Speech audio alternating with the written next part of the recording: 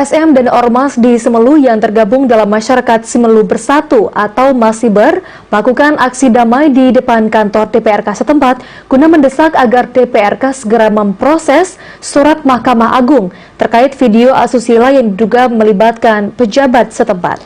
Mereka juga meminta adanya keadilan penegakan hukum atas kasus tersebut. Video asusila yang diduga pejabat Simelu berinisial EH sempat heboh di grup WhatsApp tahun lalu hingga kini belum menemui kepastian hukum.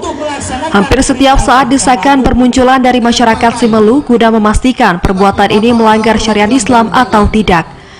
Hari ini sejumlah LSM dan Ormas di Simelu yang tergabung dalam Masyarakat Simelu Bersatu atau Masiber kembali turun ke jalan guna menyuarakan adanya keadilan hukum, terutama hukum syariat Islam di Simelu. Kalau memang sudah saatnya, walaupun kayu terkuat sekalipun di Simelu ini, pohonnya besar dan tinggi, kalau memang sudah saatnya kita tebang saja.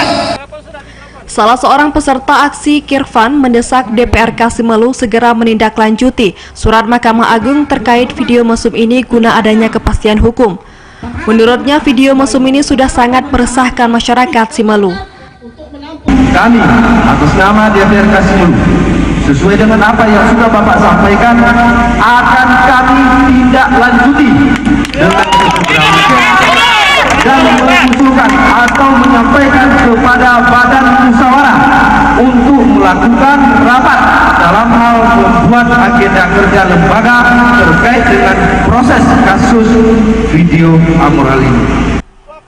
Sementara itu, Wakil Ketua DPRK Simelu, Poni Harjo, kepada masa aksi berjanji akan segera menindaklanjuti aspirasi sejumlah masyarakat ini melalui Badan Musyawarah DPRK Simelu beberapa hari ke depan untuk mengagendakan paripurna pembentukan tim pansus.